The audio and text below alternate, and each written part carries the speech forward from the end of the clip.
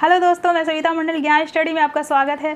तो हम लोग ज्योग्राफी पढ़ रहे थे। ज्योग्राफी में हम लोगों ने ग्लोब स्टार्ट किया था, जिसमें से कि 3 पार्ट हम लोग कंप्लीट कर चुके हैं और आज हमारा चौथा पार्ट है। चौथा और लास्ट पार्ट होगा, क्योंकि आज हम कंप्लीट कर लेंगे पूरा।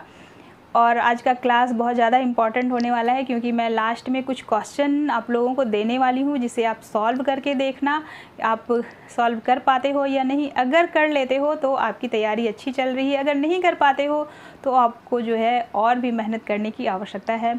क्योंकि अगर आप मेहनत नहीं करते हो तो जैसे कि हर साल 20 से 25 लाख लोग जो है सीटेट के लिए अप्लाई करते हैं, और जिसमें से कि सिर्फ 2 से 2.5 लाख लोग ही क्लियर कर पाते हैं, क्योंकि बाकी के लोग अपने किस्मत के भरोसे जाते हैं। तो किस्मत को आजमाना छोड़ दीजिए और थोड़ा सा मेहनत कर लीजिए, तो आप एक बार में ही पास कर लेंगे। और मैं जो नोट्स आप लोगों को दे रही हूँ, बता रही हूँ, उससे बाहर कुछ भी नहीं आने वाला है। तो जो भी मैं पढ़ा रही हूँ बस आप उतना ही पढ़ लो, तो आप एक बार में अपना सीटेट पास कर सकते हो। और अगर आप लोगों को कहीं भी समझ में नहीं आता है तो आप कमेंट करके पूछना, मैं उसे डिटेल से बता दूंगी। तो आज हम लोग ग्लोब का लास्ट पार्ट पढ़ने वाले हैं, और 3 पार्ट जो है वो आप प्ले लिस्ट में जाकर देखना, वहाँ पे आपको पूरा मिल जाएगा शुरू से। अगर आपको हमारा वीडियो अच्छा लगता है तो और समझ में आता है तो आप लाइक और सब्सक्राइब शेयर ज़रूर करें। चलिए आज का क्लास हम लोग स्टार्ट करते हैं।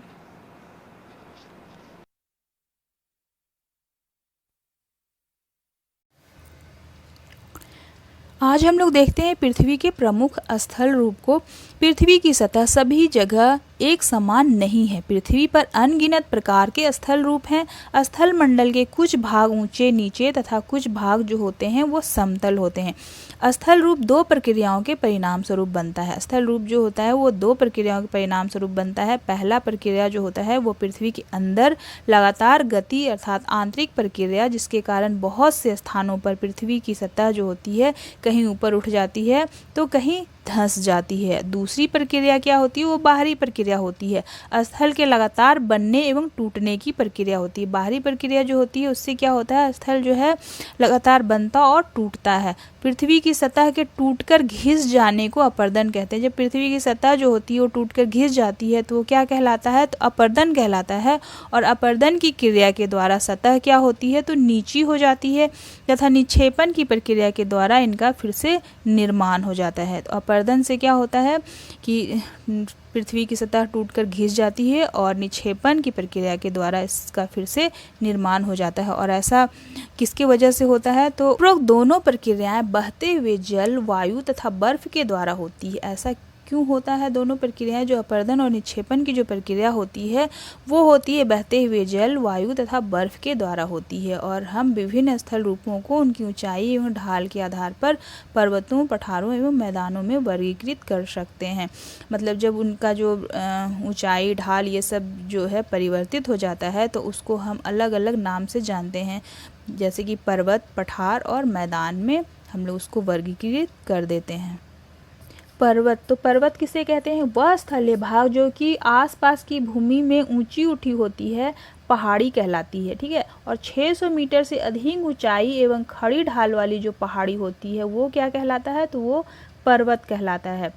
ये याद रखिएगा कि 600 मीटर से अधिक ऊंचाई एवं खड़ी ढाल वाली जो पहाड़ी होती है वो क्या कहलाती है, तो पर्वत कहलाती है। पर्वत पृथ्वी की सतह की प्राकृतिक ऊंचाई है।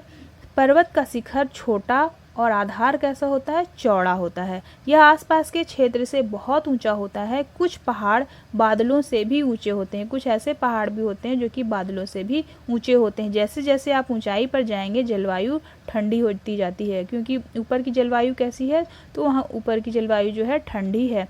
कुछ पर्वतों पर हमेशा जमी रहने वाली बर्फ की नदियाँ होती हैं, उन्हें हिमानी कहा जाता है। जिस पर्वत पर हमेशा बर्फ जमी हुई नदियाँ जो होती है वो क्या कहलाती है, हिमानी कहलाती है। यहाँ कुछ ऐसे पर्वत भी हैं जो समुद्र के भीतर हैं। समुद्र के भीतर भी कुछ पर्वत हैं, ठीक है, तथा जिन्हें आप नहीं देख सकते। अब समुद्र के अंदर जाके ही देखना पड़ेगा पर्वत को। कठोर जलवायु होने के कारण पर्वतीय क्षेत्रों में बहुत कम लोग निवास करते हैं।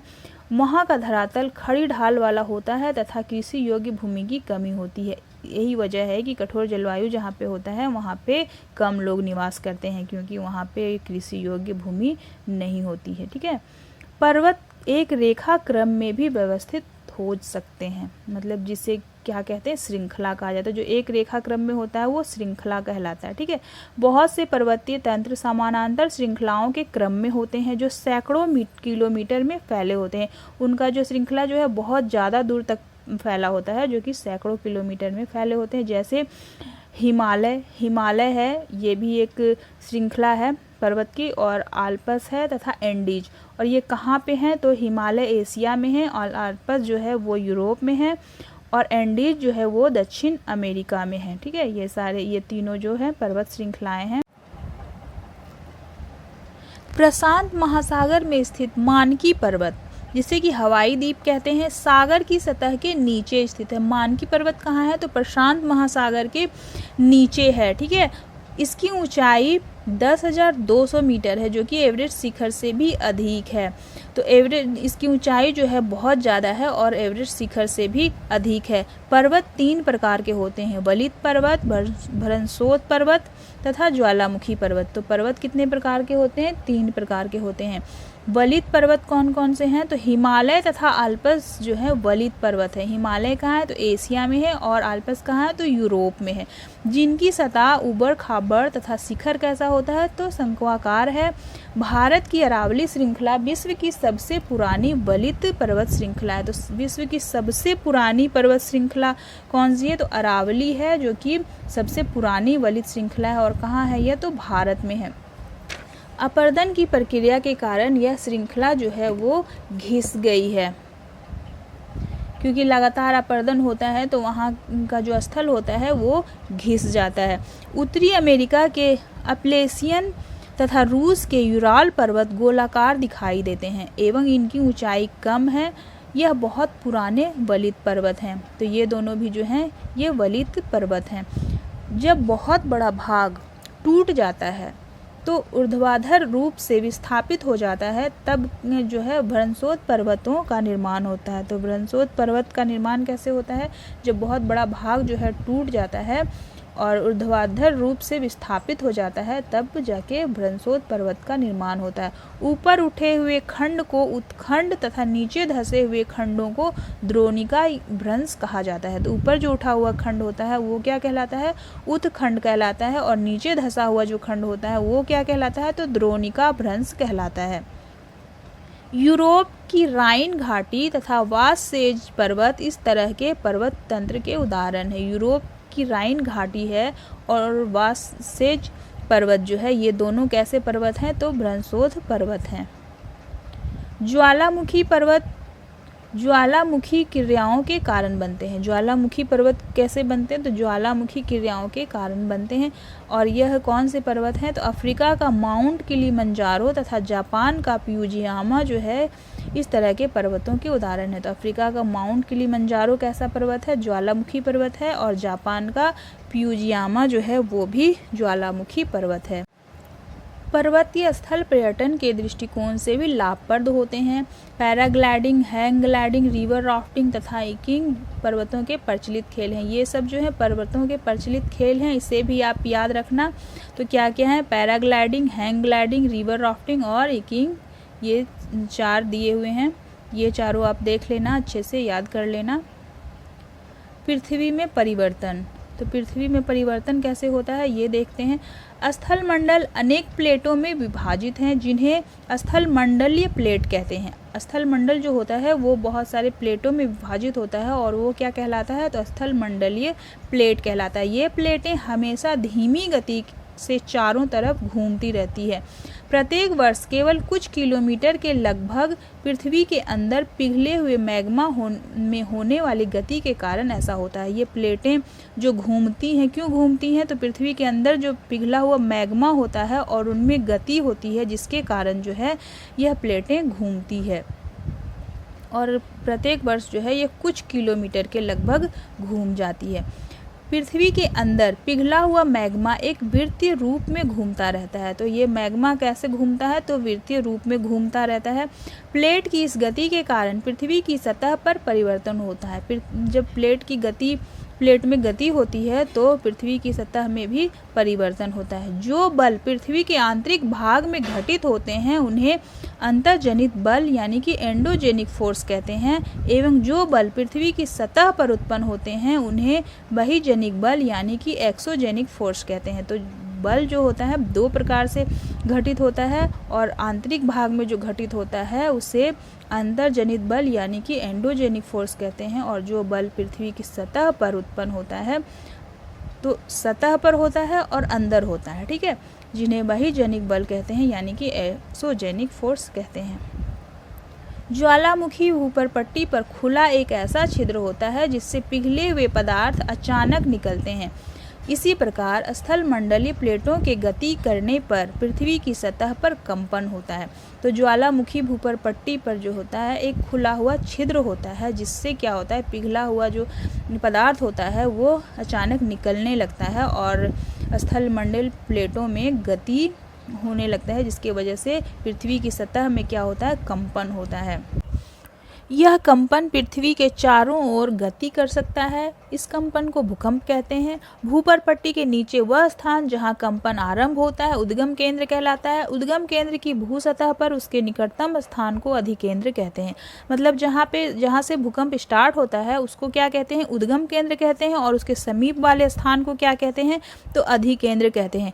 और अधिकेंद्र से कंपन कैसे बाहर आता है, तो तरंगों के रूप में बाहर आता है, ठीक है। अधिकेंद्र के निकट वाला भाग में जो होता है सर्वाधिक हानि होता है, और अधिकेंद्र से जैसे जैसे भूकंप की तीव्रता जो है मतलब दूरी बढ़ती है अधिकेंद्र से, भूकंप की तीव्रता क्या होती है, कम होती जाती है। और भूकंप की तीव्रता को किससे मापते हैं, तो रिक्टर स्केल से मापते हैं। जिस भूकंप की तीव्रता 2.0 होगी उसका प्रभाव क्या होगा, नहीं के बराबर होगा, और जब तीव्रता होगी 5.0 तो क्या होगी, तो वस्तु गिरने से क्षति पहुंचा सकता है, मतलब वस्तुएं गिरेगी और उसका नुकसान हो सकता है। और जिसकी तीव्रता 6.0 होगा वो जो है बहुत ही शक्तिशाली होगा, और उससे भी अधिक 7.0 अगर होता है भूकंप का तीव्रता तो जो है सर्वाधिक शक्तिशाली उसको उस भूकंप को समझा जा सकता है। अब हम लोग पठार देखते हैं। पठारों की ऊंचाई प्रायः कुछ 100 मीटर से लेकर कई हजार मीटर तक हो सकती है। पठारों की ऊंचाई कितनी हो सकती है, तो 100 मीटर से लेकर कई हजार मीटर तक हो सकती है। तिब्बत का पठार विश्व का सबसे ऊंचा पठार है। तो सबसे ऊंचा पठार, विश्व का सबसे ऊंचा पठार कौन सा है, तो तिब्बत का पठार, जिसकी ऊंचाई माध्य जो है समुद्र तल से 4000 से 6000 मीटर तक है। किसी की भी अगर ऊंचाई मापा जाता है तो कहाँ से मापा जाता है, तो समुद्र तल से उसकी माप की जाती है, और वहाँ से इसकी जो पठार की ऊंचाई कितनी है, तो 4000 से 6000 मीटर तक हो सकती है। पठार बहुत उपयोगी होते हैं क्योंकि इनमें खनिजों की प्रचुरता होती है। अफ्रीका का पठार सोना एवं हीरों के खनन के लिए प्रसिद्ध है। भारत में छोटा नागपुर के पठार में लोहा, कोयला तथा मैग्नीज के बहुत बड़े भंडार पाए जाते हैं। तो अफ्रीका के पठार में किसके लिए प्रसिद्ध है, तो सोना एवं हीरों के लिए। और भारत का छोटा नागपुर का पठार किसके लिए प्रसिद्ध है, तो लोहा, कोयला तथा मैग्नीज के लिए। पठारी क्षेत्रों में बहुत से जलप्रपात हो सकते हैं। क्यों? क्योंकि वहाँ की नदियाँ जो हैं ऊंचाई से गिरती है। तो भारत में छोटा नागपुर का पठार जो है स्वर्ण रेखा नदी पर स्थित हुंड्रू जलप्रपात तथा कर्नाटक में जोग जलप्रपात जो है इस तरह के जलप्रपातों के उदाहरण हैं, ठीक है। लावा पठार में काली मिट्टी की प्रचुरता होती है जो उपजाऊ एवं खेती के लिए काफ़ी अच्छी होती है।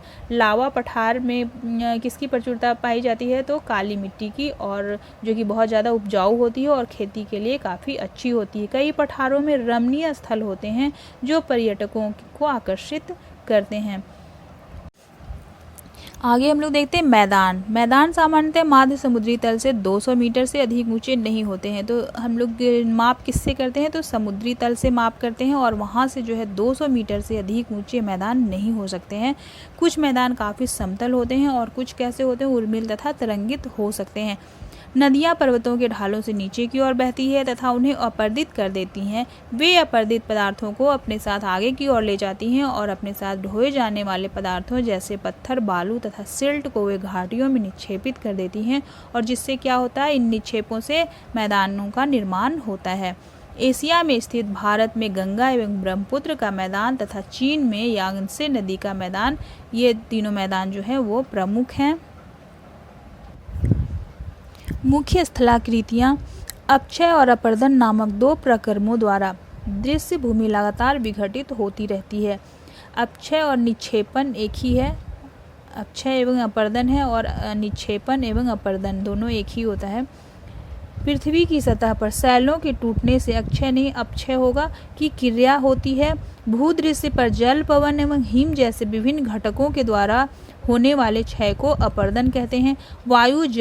वायु जल आदि जो है अपरदित पदार्थ को क्या करते हैं, एक स्थान से दूसरे स्थान में ले जाते हैं और फलस्वरूप एक स्थान पर निक्षेपित कर देते हैं। अपरदन एवं निक्षेपण के यह प्रक्रम पृथ्वी के धरातल पर विभिन्न स्थलाकृतियों का निर्माण करते हैं। पहले भी हम लोग इसको पढ़ चुके हैं कि अपक्षय और अपरदन एवं निक्षेपण के द्वारा जो है भूमि पृथ्वी का जो स्थल जो होता है उसमें अलग अलग स्थलाकृतियाँ होती हैं, जिसके वजह से पठार, मैदान और पर्वत सबका निर्माण होता है। ठीक है। नदी के कार्य। नदी के जल से दृश्य भूमि का अपरदन होता है।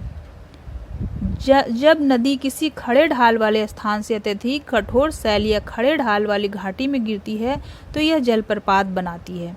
जब नदी मैदानी क्षेत्र में प्रवेश करती है वह मोड़दार मार्ग में बहने लगती है, और वह जो मोड़ होता है वो क्या कहलाता है, तो विसर्प कहलाता है। इसके बाद विसर्पों के किनारों पर लगातार क्या होता है, अपरदन एवं निक्षेपण शुरू हो जाता है। विसर्प लूप के सिरे निकट आ जाते हैं। समय के साथ विसर्प लूप नदी से कट जाते हैं। फिर क्या होता है कि वो एक अलग हो जाता है नदी से, और किसका निर्माण होता है, तो एक अलग झील बन जाता है, और उस झील को क्या कहते हैं, चाप झील कहते हैं। कभी कभी नदी अपने तटों से बाहर बहने लगती है, फलस्वरूप निकटवर्ती क्षेत्र जो होता है वहाँ पे बाढ़ आ जाता है। बाढ़ के कारण नदी के तटों के निकटवर्ती क्षेत्रों में महीन मिट्टी एवं अन्य पदार्थों का निक्षेपण करती है। ऐसी मिट्टी जो होता है पदार्थों को क्या कहते हैं, अवसाद कहते हैं, और ये जो है समतल उपजाऊ बाढ़कृत मैदान का निर्माण करता है। नदी के उत्तथित तटों को तटबंध कहते हैं। समुद्र तक पहुँचते पहुँचते नदी का प्रवाह क्या होता है, धीमा हो जाता है तथा नदी अनेक धाराओं में विभाजित हो जाती है, जिनको वितरिका कहा जाता है। उनकी जो धाराएं होती है वो क्या कहलाती है, वितरिका कहलाती है। यहाँ नदी इतनी धीमी हो जाती है कि यह अपने साथ लाए मलबे का निक्षेपण करने लगती है। प्रत्येक वितारिका अपने मुहाने का निर्माण करती है। सभी मुहानों के अवसादों के संग्रह से डेल्टा का निर्माण होता है। ठीक है। समुद्री तरंग के कार्य। तो समुद्री तरंग के कार्य क्या क्या हैं वो हम लोग देख लेते हैं। समुद्री तरंग के अपरदन एवं निक्षेपण तटीय स्थलाकृतियां बनाते हैं। ठीक है। समुद्री तरंगें लगातार सैलों से टकराती रहती हैं, जिससे क्या होता है, दरार विकसित होता है। समय के साथ यह जो है बड़ी और चौड़ी होती जाती है।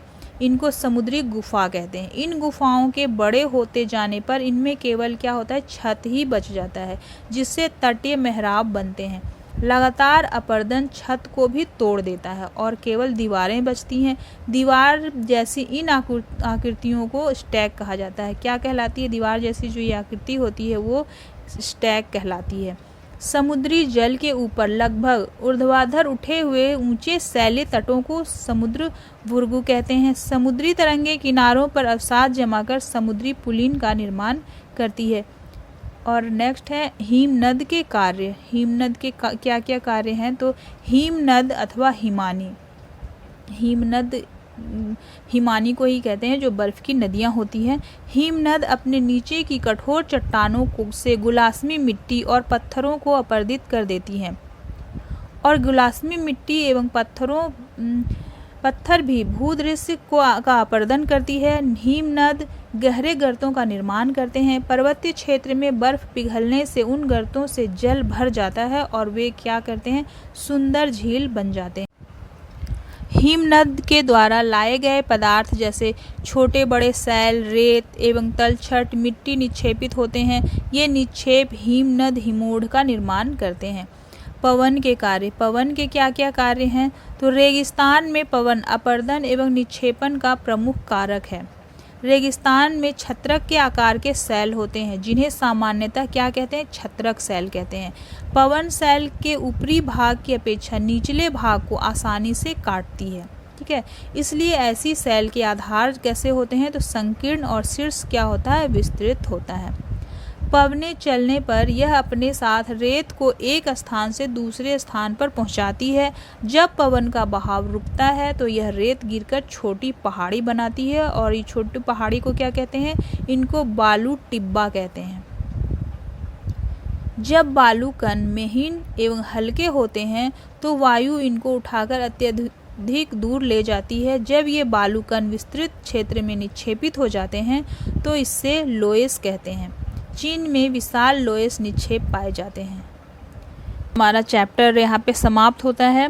ग्लोब हम लोग कंप्लीट कर चुके हैं और मैं पहले ही आप लोगों को बता दी थी कि आज मैं कुछ क्वेश्चन पूछने वाली हूँ जिसका आंसर आप लोग खुद सॉल्व करना। और नेक्स्ट क्लास में हम लोग ग्लोब से जो भी प्रीवियस ईयर में क्वेश्चन पूछे गए हैं उसको देख लेंगे। तो हम लोग देखते हैं आज क्या क्या क्वेश्चन मैं आपसे पूछने वाली हूँ। हमारा पहला क्वेश्चन है, चंद्र ग्रहण पड़ता है। तो चंद्र ग्रहण कब पड़ता है, जब ऑप्शन है जब पृथ्वी सूर्य एवं चंद्रमा के मध्य आ जाती है, जब चंद्रमा पृथ्वी एवं सूर्य के मध्य आ जाता है, जब सूर्य पृथ्वी एवं चंद्रमा के मध्य आ जाता है, या उपरोक्त में से कोई नहीं।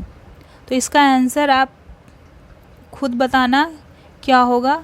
दूसरा क्वेश्चन है, पृथ्वी पर दिन और रात होते हैं दैनिक गति के कारण, वार्षिक गति के कारण, छमाही गति के कारण या तिमाही गति के कारण, इनमें से कौन होगा।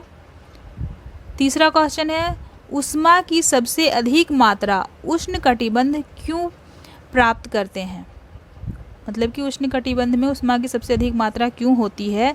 तो हमारा ऑप्शन है, सूर्य वर्ष में एक बार दोपहर में सिर के ठीक ऊपर होता है। दूसरा है, सूर्य क्षितिज के नीचे रहता है, सूर्य की किरणें तिरछी होती हैं, सूर्य की किरणें आड़ी होती हैं। तो इनमें से कौन सा सही होगा। नेक्स्ट क्वेश्चन है, देशांतरों के बीच की दूरी किसकी तरफ बढ़ने पर घटती जाती है, कर्क रेखा की तरफ, मकर रेखा की तरफ, ध्रुवों की तरफ, उपयुक्त में से कोई नहीं। तो हमारा कौन सा सही ऑप्शन होगा ये आपको बताना है। कौन सी पर्वत श्रृंखला एशिया एवं यूरोप को अलग करती है, तो एंडीज, हिमालय, यूराल, रॉकी, इनमें से कौन सा सही होगा। ये पांचों क्वेश्चन जो है उसका आंसर आप खुद सॉल्व करके देखना, आपको पता चलेगा कि आपकी तैयारी कैसी चल रही है। तो आज का क्लास आप लोगों को कैसा लगा आप कमेंट करके ज़रूर बताना। अगर आप लोगों को अच्छा लगा तो आप लाइक, शेयर और सब्सक्राइब जरूर करना। नेक्स्ट क्लास में हम लोग मिलेंगे, वहाँ पे हम लोग ग्लोब चैप्टर से जो भी प्रीवियस ईयर में क्वेश्चन पूछा गया है वो देखने वाले हैं। तो आज का क्लास हम लोग यहाँ पे समाप्त करते हैं। Thank you.